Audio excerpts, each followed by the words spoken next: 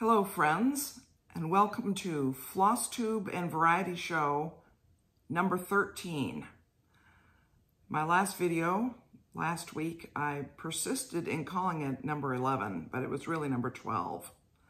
So I think it's labeled correctly on YouTube, but I talk about it incorrectly. But this is video number 13. And today is August 21st, 2021. I'm Emily Williams in Chapel Hill, North Carolina, and I'm very happy to have you back. Thanks for joining me this morning. So one just quick thing before we get into the main content. 4 years ago today was the Great American Eclipse, Great American Solar Eclipse, which I thought was a very funny thing to call it because the solar eclipse is not American, but it was visible across the entire country of America, the United States, the lower 48, from Washington State all the way to South Carolina. And we drove to Greenville, South Carolina, which was in the path of totality, with our visiting church intern, Matthias Mahler, who was coming from Switzerland, who was with us visiting from Switzerland. And we drove down there and watched the eclipse, and it was beastly hot, and the traffic was unbelievable, and it was so worth it. It was just astonishing.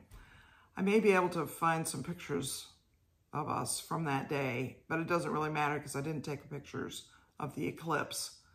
And there is no picture that can capture the experience. It was just amazing, and it makes me want to go somewhere in the path of totality in 2024, where there will be one that will move from Texas area through the Northeast. And it's in April, which there's a lot of cloudiness in North America in April, so maybe we'll go down to Texas where possibly the weather will be clearer. But anyway, 4 years ago today, that's what we were doing. Cross stitch. I am going to show you for the first time in several videos, Talavera, which is a free stitch along put out by Linens and Threads, Fox and Rabbit, and they've just changed the name of their company because they're combining a couple of different aspects of their business. This is a husband and wife team who live in Australia, and the husband is the one who did this design. It's based on the Talavera tiles of Mexico, and there's a Facebook group of people working on it, which I've really enjoyed because I get to see what colors people are choosing. So these are the colors I'm choosing, and I've shown this before, but it's been a while. So you can see I have the outline, and I have some of those columns filled in, and I have 3 of the 5 blocks that we've been given completed, and then that one block is mostly completed, and then we have one more block that's been given, plus the design that goes in those narrow, and I'll just move closer. Sorry you can't see my face, but cross stitch. I'm really pleased with this, and this week I picked it up to work on it again for the first time in a few weeks, and I just became obsessed with it. And I'll just say, you wouldn't know it because I've only gotten about this much done in here, but it's a lot of stitching. So when I say obsessed, it's with a lot of stitching. And I normally show you Under the Roof of Blue Ionian Weather, which I stitched only about 200 stitches on since the last time I made a video, so I'm not going to show you that. I also normally show you Temperature Tree, but I didn't do any more on that this week either, so I'm not going to show you that. But I did have 3 days of no cross stitch, pretty much no cross stitch, which is very unusual. But the occasion for it was that our son's birthday happened this week, and so on Wednesday, my husband and I drove up to Boone, North Carolina to take him and his wife out to dinner, and then we went up on the Parkway. And let me say, it's been so humid down here in Chapel Hill, in the Piedmont, in the southeast. And Hurricane or Tropical Storm Fred came through up in that area. In fact, the day before, there was massive flooding in the North Carolina mountains and in that area. I mean, very dangerous flooding and damaging flooding. But, so I texted my son and said, how is the weather? Should we still plan to come? And he said, it's supposed to stop raining by tomorrow, so we hope you'll come. So we came, and it was just gorgeous. I don't think we've ever seen the mountains as clearly. As many ranks and, distance of mountains. And there was, an interesting cloud formation up in the sky. So I'm really glad that we made that trip. And the weather was so lovely in terms of coolness and a nice breeze and very, very nice. So that was great. But no more cross stitch. I forgot to say at the beginning that Flosstube and Variety Show means you see my cross stitch. That's the Flosstube part. And you see other things. So today, it's more the other things. As many of us did in 2020, we found ourselves with time on our hands that we normally would have spent socializing or eating out or traveling, because the pandemic caused a lot of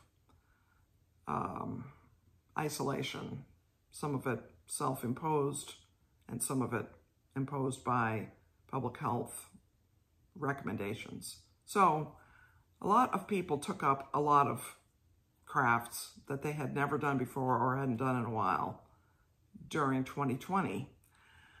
And I was working then. I retired in December of 2020, but through the most of the year I was working, and I was working from home. And I had meetings and we were involved in a class called Perspectives on World Mission that met in the evenings, and when that shifted to video, that was Zoom. That was a Zoom thing, sitting at home doing it instead of going to be with the people. And also just being at home caused me to not be elsewhere. So I did a lot of handwork. And one of the things I did was English paper piecing. So there's tons of great videos about English paper piecing, and I'm not going to try to give you a tutorial about it, but I'm just going to give enough explanation that you can understand my pleasure in it. So in English paper piecing, the result of English paper piecing is some sort of a geometric stitching of fabric together that you do by hand. It's hand work. Everything about it is by hand. And so the result is something that's very precise, and it's all done by hand. So the way you get there is you have your scraps of fabric in some appropriate size, whatever colors. And I say scraps because I used a lot of scraps. You have these little templates, or any size templates. These happen to be 3/4 inch hexagons, and they're made of cardstock. And then you baste your fabric you cut your fabric to an appropriate size. You baste it around the cardstock. You can see my basting stitches there.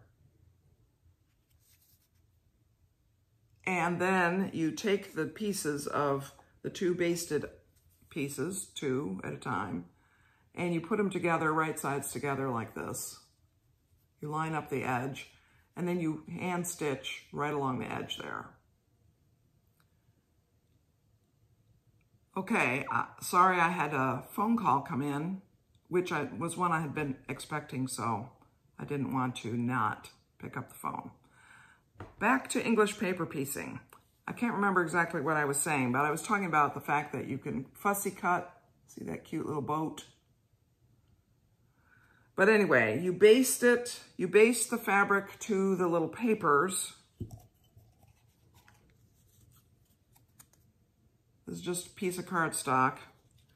And then you stitch them to each other by putting them right sides together, and you stitch along there. And then when you've stitched it, you can open it up, and it's perfect, wonderful little seam, all by hand. And then you stitch and I'm happy to be making little flowers, and you stitch them to each other, and then you can make a complete quilt. And I leave the papers in, I think everybody does, at least until that entire hexagon is surrounded by other pieces so that it stays stable, because you have to have the paper in order to stitch it together, to stitch the two pieces to each other. But then when you take the paper out, you can actually reuse it several times. So you don't, and I actually bought so this has printed on it Patchwork Posse, and I bought a set of PDFs, I think they are, of the hexagon template that I can print myself and then cut out. And so that's another part of it. So I have all of these. I might have shown that earlier. I have all of these little flowers, all kinds of color combinations. And I have all of these hexagons. And I have all of this fabric ready to go for more hexagons. And I have more hexagons. So I'm well set up to keep working on this. I set it aside. Really, I haven't worked on it this calendar year, I would say. Because once I retired, I had stretches of time instead of just, 5 minutes in a meeting or between things or while I was waiting for an email to come back. And I've spent time in my sewing room and working on cross stitch rather than this kind of a project. But in another couple of weeks, I'm going to be going to a place where I'm not going to take I won't have a sewing machine with me. I'm not taking my sewing machine with me on vacation. And I won't have my light and my magnifying situation, so I won't really be able to do cross stitch, but I can easily do this.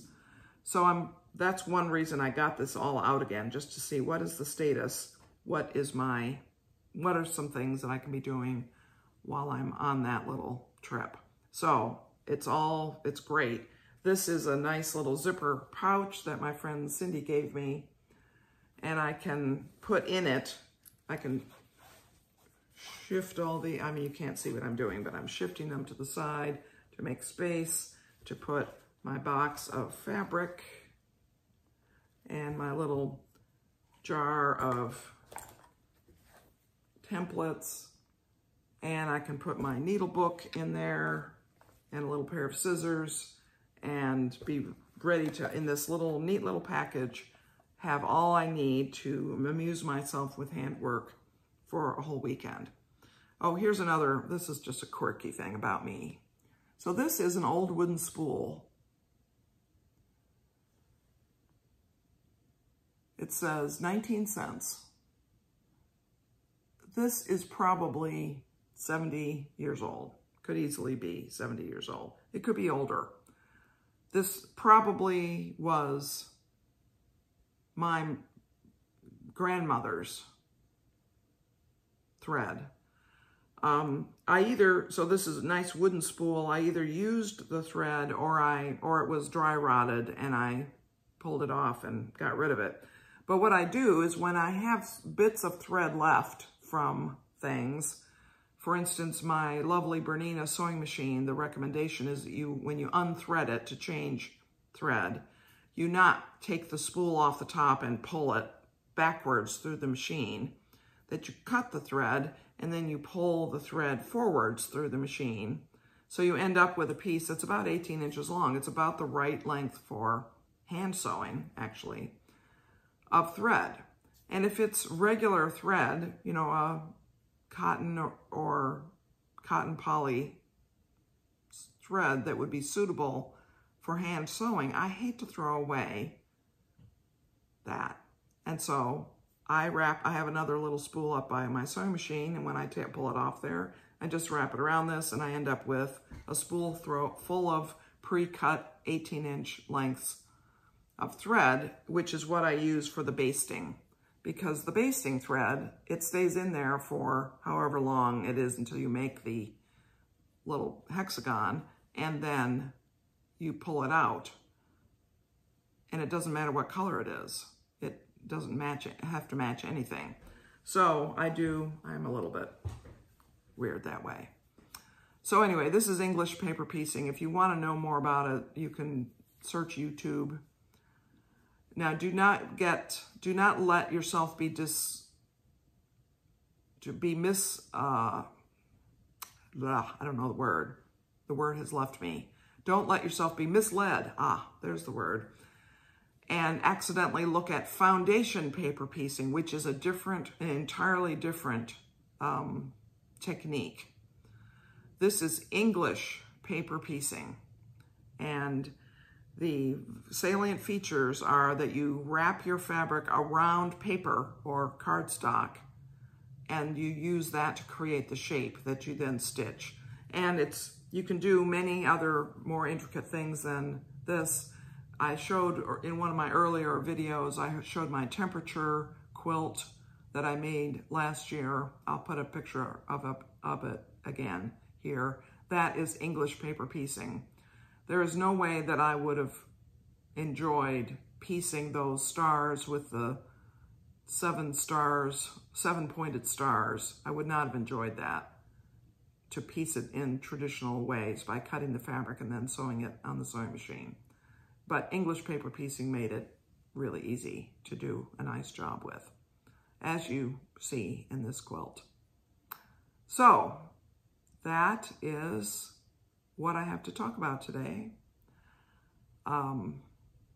Thank you for coming. Thank you for watching.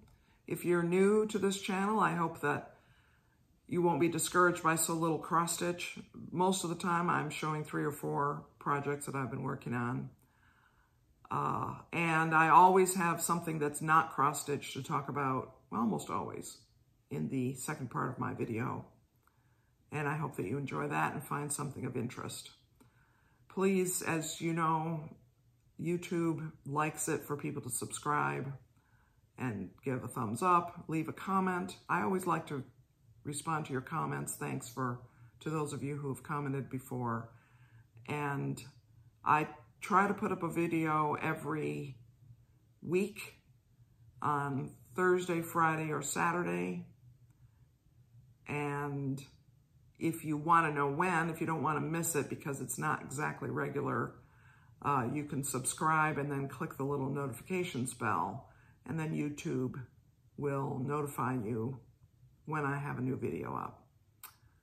So I hope you've enjoyed this, and I hope that wherever you are enjoying your activities, your crafting, your cross stitch, whatever else you have going. And many blessings to you, friends.